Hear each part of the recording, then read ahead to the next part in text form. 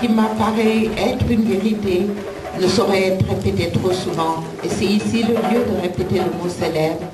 Ce que vous avez entendu dans le secret, répétez-le, écriez-le dans les places publiques. Pour moi donc, l'histoire ne consiste pas uniquement dans la liste des rois qui trop souvent ont été les tyrans de l'humanité, dans le récit des batailles qu'ils ont livrées, des crimes qu'ils ont commis contre l'espèce humaine et contre les individus, dans la science de date approximative ou mal calculée. Tout cela n'est que le cadavre de l'histoire, qui alors, si l'on s'en tient à ces mesquines données, reste encore sans vie, parce qu'il n'a plus de nerfs, de muscles, de chair, de téguments, parce qu'il coule dans cet ensemble d'ossements aucun sang généreux qui vivifie le cadavre pour écrire l'histoire des pensées humaines se développant.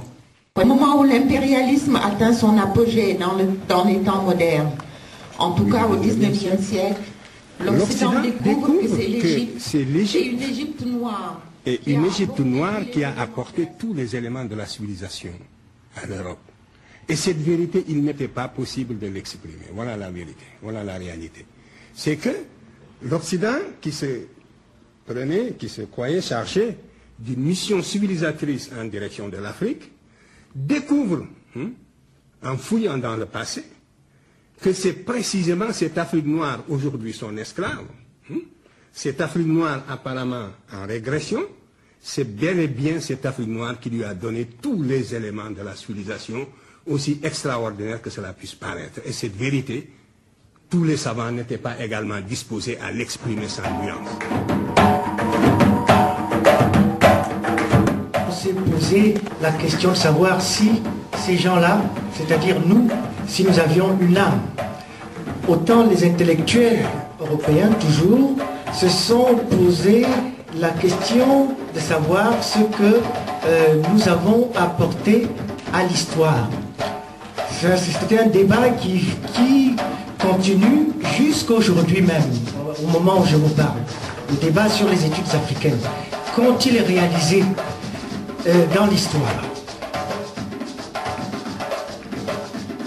En fait, vous le savez très bien, parce qu'on en a dit déjà un peu quelques mots là-dessus, que les Européens avaient fait un hold-up sur l'Égypte antique. Ça ne fonctionnait qu'avec ce qu'on appelle la mémoire primaire.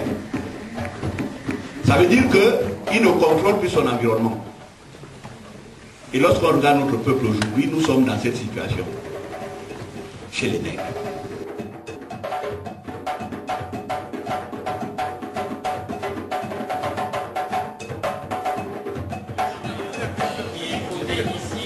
La question de l'appropriation de notre mémoire historique.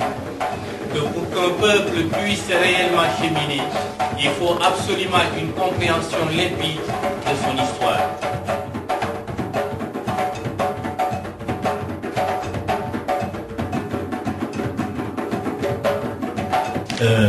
Cheikh Anta Diop, comme tous les autres, nous invite naturellement à nous ressourcer, à nous réapproprier notre culture, à réinstaller notre mémoire historique.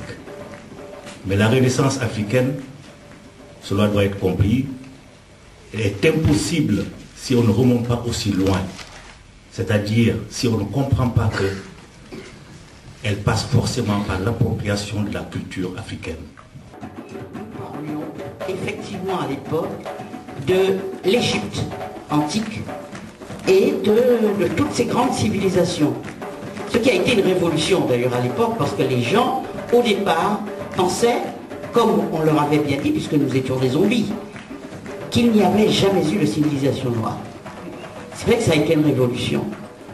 Et je me suis dit, il faut absolument que j'aille voir le grand pharaon. Donc, j'ai pris l'avion, je suis allé au Sénégal, et j'ai rencontré Cheikh Anta Diop à l'IFAN. Nous, parce qu'effectivement, depuis 20 ans déjà, il travaillait avec les États-Unis. Il était, après il est devenu honoris causa d'ailleurs, aux États-Unis. Et il m'a cité un de nos frères de la Martinique, qui venait le voir et qui travaillait avec lui, Alain Ancelin. Et il était très content que d'autres fassent la démarche. Et ce qu'il m'a dit est très important. Je lui ai dit, professeur, je suis venu au Sénégal pour la première fois en 1970. Et ça a été pour moi quelque chose d'extraordinaire. J'ai eu la sensation, mais ce n'est pas seulement une sensation, puisqu'après, ma démarche, mon comportement, ma façon de m'exprimer était totalement différente. J'ai eu l'impression qu'une espèce de carapace a été ouverte. Et je suis sortie de cette carapace. Donc je lui ai expliqué que quand je suis arrivée en 70, je suis sortie très forte du Sénégal. J'ai eu une espèce de renaissance.